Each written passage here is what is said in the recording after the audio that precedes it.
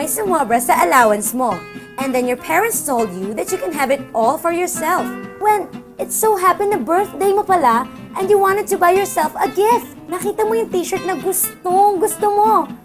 Mahal nga lang, nung bibilin mo na siya, your practical side voiced out his voice. Ang sabi, do you need it? Or do you want it? Good day, everyone. Ako po si Tizay Alonso para sa isa na namang episode ng Pisubilities Presents Kapiso Mo, Tizay Alonso.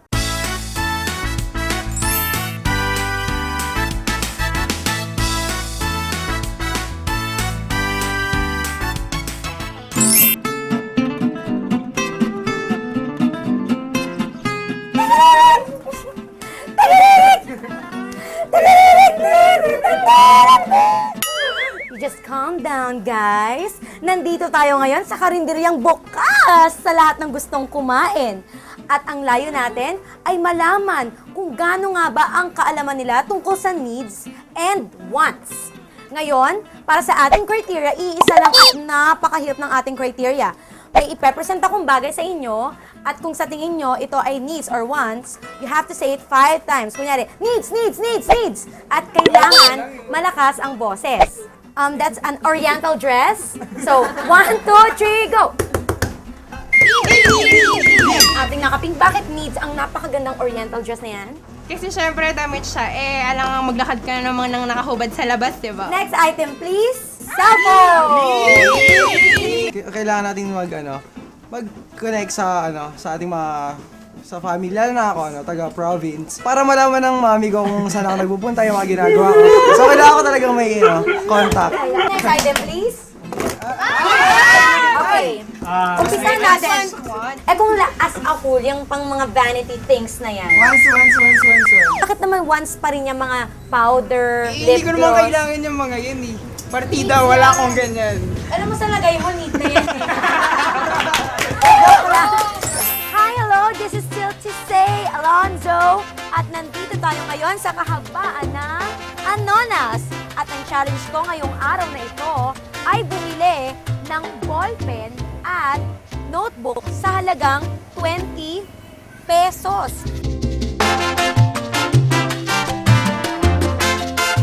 Yo, ate! Ano po ang pinakamura niyong ballpen here? HB, parang kotse. Pwede pong patingin. Magkano po ito? Makagandang ballpen, 6 pesos.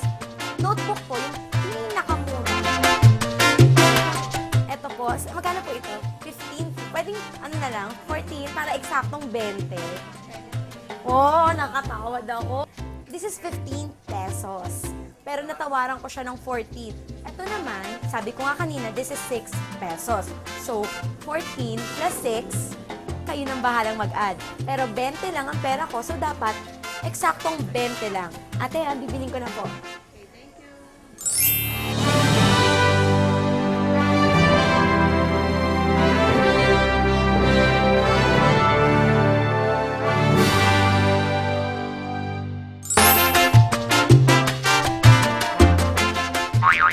500 pesos? Smell another challenge? Total naman hindi ako na-satisfy sa 20 pesos na notebook at ballpen. Why not aim higher at gawin kong budget ang 500 pesos para makabili ng mas fabulous na ballpen at notebook? Ha! Ngayong may 500 pesos na ako, pipilin ko na ang gusto ko.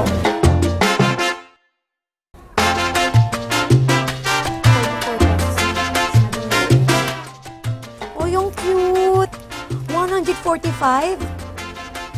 Ang ganda pa ng design niya. Bibilin ko to. Ito rin, mahilig kasi ako sa dogs. Ballpen naman. Ate! Meron po ba kayo ng high-tech na ballpen? Yung napaka-high-end na ballpen na 0.5 yata ang ballpoint? Magkano po yun? 65? Mukhang bagay nga sa akin. Yeah, ate, I'll take this. All of this and much more.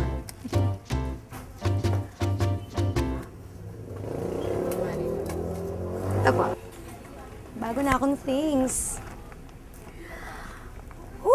just love shopping. Kayo rin ba mahilig mamili? Mahilig ba kayong mag-shopping, window shopping, magpunta sa mga tiyangge o mga bazaar? Pero, naranasan niyo na bang maubusan ng pera habang namimili? Or worse, maubusan ng pera dahil sa pamimili? Ito po ang inyong Kapiso Tisay Alonso at atin pong alamin kung tama pa ba ang ating paggastos at kung saan nga ba napupunta ang perang nahahawakan natin. Saan nga ba napupunta ang bawat sentimong nahahawakan natin? Ating alamin. Excuse me po, kuya, ate. May tatanong lang po ako sa inyo. Kuya, halika rito, kuya. Kung bibigyan kita ng 50 pesos, anong bibilin mo sa bibigay ko sa 50 pesos? Panlalaro kong computer. Pagkain. For lunch. Bibili po ako ng ng pagkain ko. Kung 500 pesos ang ibibigay ko sa inyo, ano pong bibilhin nyo? Bibili ako ng load. Siyempre, bigas. Oh. Gamit. Mga t-shirt. So nalaman na natin mula sa iba't ibang tao kung ano ang bibili nila kung bibigyan natin sila ng 50 pesos at napakalaking pagkakaiba nito kung bibigyan natin sila ng 500 piso. Financial Ninong, Ano yung tanong mo yan? naguguluhan po ako. Ano po bang pinagkaiba ng needs tsaka wants? Ba malaki? Gaano po kalaki? Yung needs, yan ang pangangailangan na pag hindi mo makuha, ma-apekto masyado ang buhay mo. Pag pagkain, magugutom, maaari ka pa mamatay kung hindi ka kumakain. Yung wants, luho yun. Kaya meron ka nun o wala, tuloy ang buhay. Tutunan natin ang pagkakaiba ng needs at wants at kung bakit mahalaga na maging malinaw sa atin ang pagkakaiba ng dalawang napakalaking bagay na yan sa ating buhay. So muli po, ito po si Tisay Alonso para sa Piso Abilities presents Kapiso Mo, Tisay Alonso. Financial Ninong, ang out of load na eh. Pwede ba makitext? Ano yan? Need ba yan o wala? Both. Ano yung text mo? Yung ba yun? Mag-hi ka lang o dahil meron ka kailangan? Tatanong ko lang po kung kumain na ba yun.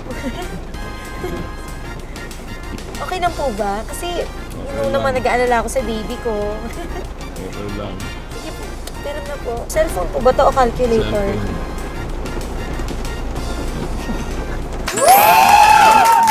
Huli po, nais ko pong pasalamatan si Nanay Malu na siyang nagmamayari ng karinderyang bukas sa lahat ng gustong kumain.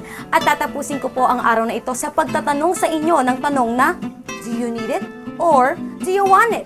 Mahalaga po ang pera at mahalaga pong malaman natin ang tamang paggastos nito. Muli po, ako po si Tisay Alonso para sa Piso Abilities presents Kapiso Mo, Tisay Alonso. Woo!